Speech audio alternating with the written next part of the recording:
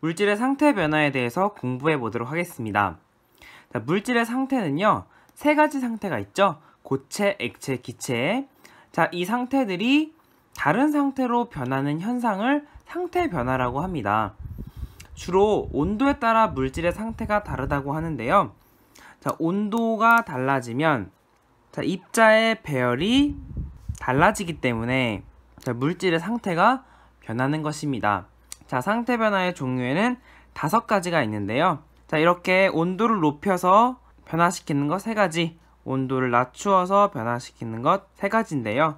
그 중에 하나 특징적인 것은 고체가 기체로 변하는 것도 승화, 기체가 고체로 변하는 것도 승화라는 것을 여러분이 기억해 두면 좋겠어요. 자, 그러면 상태 변화에 대해서 더 자세히 알아보도록 하겠습니다. 자, 먼저 융해입니다. 네, 고체의 온도를 높여서 액체를 만들죠. 녹을 융, 풀해라고 해요. 녹아서 풀어진다 라는 뜻으로 융해라는 용어를 씁니다. 자, 얘는 뭐가 있냐? 얼음이 녹고 아이스크림이 녹고 손바닥에 올려놓은 초콜릿이 녹는다. 자, 그래서 이 녹는 것이 다 융해에 해당되는 것입니다. 자, 그 다음에 응고를 볼까요?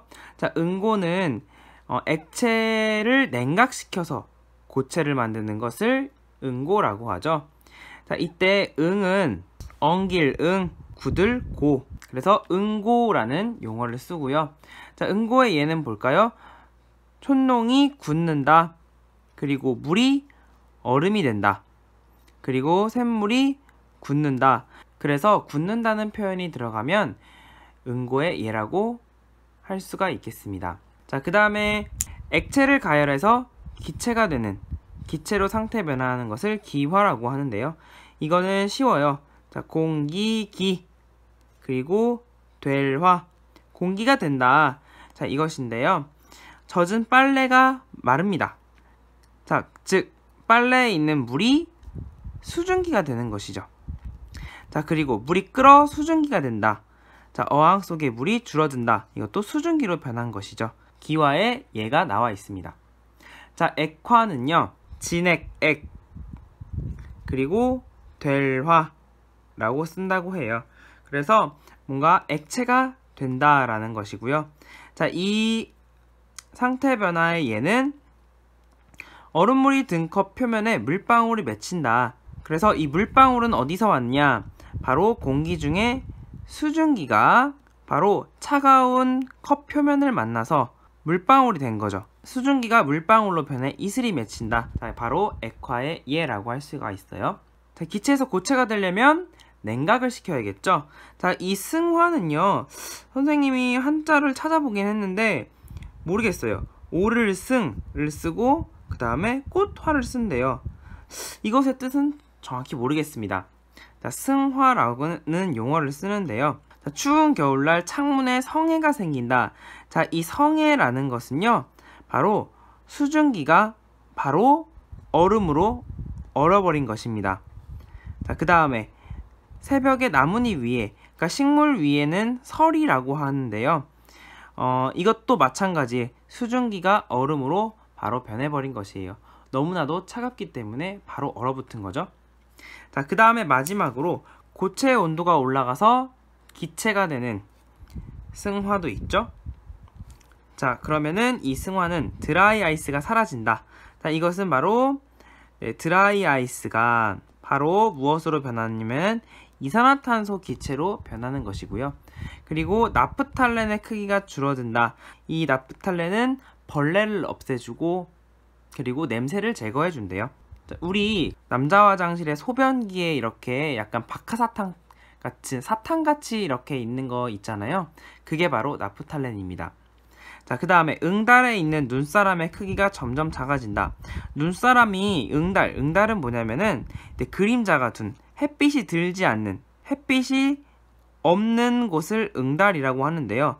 햇빛이 없는 곳에 눈사람은 녹아서 액체가 되었다가 기체가 되는 것이 아니라 바로 크기가 점점 작아져서 얼음이 바로 수증기로 변하는 현상이죠. 우리 주변에서 쉽게 볼 수 있는 물은 때로는 그 상태가 변하기도 하는데 물의 상태가 변하면 어떻게 될까요? 액체 상태인 물을 가열하면 기체 상태의 수증기가 됩니다. 물을 차디찬 냉동실에 넣어두면 딱딱한 고체 상태의 얼음이 되네요. 이러한 수증기나 얼음도 다시 적당한 조건을 갖추면 물이 됩니다. 이렇게 물질의 상태가 변하는 것을 상태의 변화라고 합니다. 물질의 상태가 액체에서 기체로 변하는 현상을 기화라고 하고 기체에서 액체로 변하는 현상을 액화라고 합니다. 젖은 빨래를 말리는 것이나 오징어를 오래 보관하기 위해 말리는 것은 기화 현상을 이용한 것입니다. 차가운 음료수병 표면에 물방울이 맺히거나 수증기가 뭉쳐 구름이 되는 것, 안경 표면이 뿌옇게 흐려지는 것은 모두 액화 현상입니다. 고체와 액체 사이의 상태의 변화는 무엇이 있을까요? 얼음이 녹으면 물이 되는데 이렇게 고체에서 액체로 상태가 변하는 것을 융해라고 합니다. 반대로 물이 얼어 얼음이 되는 것처럼 물질의 상태가 액체에서 고체로 변하는 현상은 응고라고 합니다. 융해와 응고 현상은 우리 생활 속에서 어떻게 이용되고 있을까요? 초콜릿을 녹여 틀에 붓는 것은 융해, 굳어서 초콜릿 과자를 만드는 것은 응고 현상을 이용한 것입니다. 설탕을 녹여 작은 구멍으로 내보내는 것은 융해, 액체 설탕이 굳어 솜사탕이 되는 것은 응고 현상을 이용한 것이죠. 아이스크림을 포장할 때 넣어주는 드라이 아이스, 이 드라이 아이스가 사라지는 마술 같은 현상, 이 현상은 무엇이라고 할까요? 두구두구두구두구두구두구, 정답은 바로 승화라고 합니다. 고체 상태의 드라이 아이스는 액체 상태를 거치지 않고 바로 기체 상태의 이산화탄소가 되는데 이런 현상을 승화라고 합니다. 반대로 기체에서 액체를 거치지 않고 고체가 되는 경우도 승화라고 합니다. 추운 겨울날 유리창에 성에가 생기거나 나뭇잎에 서리가 생기는 것은 모두 승화 현상입니다.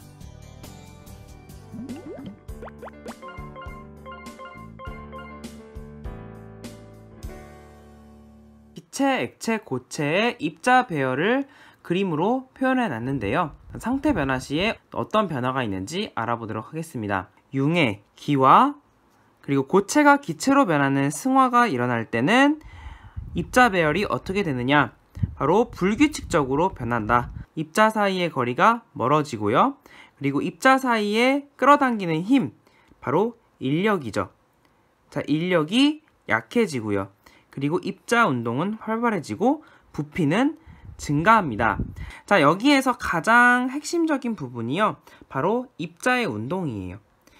자, 온도가 높아지고 온도가 낮아지면 가장 먼저 변하는 것이 이 입자의 운동입니다. 자, 입자의 운동이 활발해지면 더 많은 공간을 차지하게 될 것이고요. 입자 사이의 거리가 이렇게 멀어질 수밖에 없는 것이죠. 그럼 당연히 힘도 약해지고 입자 배열이 불규칙적으로 변하는 이런 현상들이 일어나는 것입니다. 입자 하나가 차지하는 공간이 넓어지니까 부피는 증가하겠죠. 자, 그러면은 이번에는 온도를 낮추어서 냉각할 때, 즉 응고, 액화, 기체가 고체로 변하는 승화가 일어날 때 입자 운동이 당연히 느려지겠죠.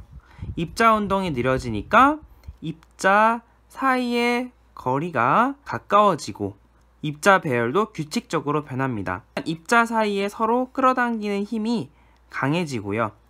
부피는 감소할 수밖에 없는 것이죠.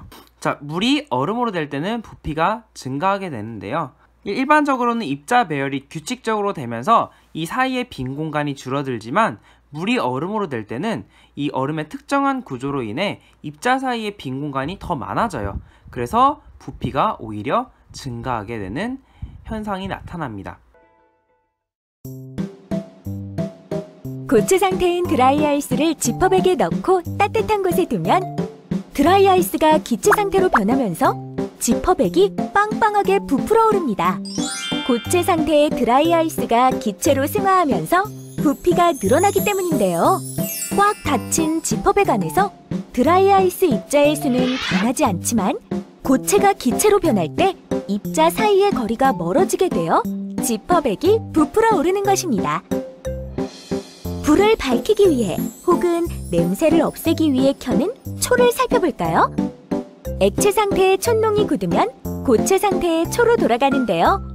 액체 상태의 촛농이 고체로 변하면서 입자 사이의 거리가 줄어들어 부피가 작아지기 때문에 가운데 부분이 오목해지는 것을 볼 수 있습니다.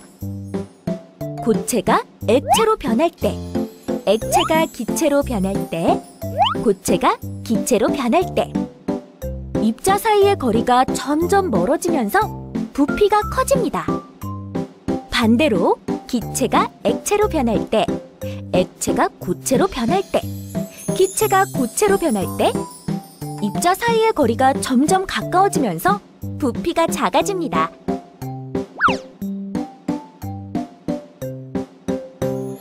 물질의 상태 변화와 입자 배열까지 공부해봤는데요. 구독과 알림 설정 부탁드리고요. 지금까지 그레이트 홍쌤이었습니다. 안녕!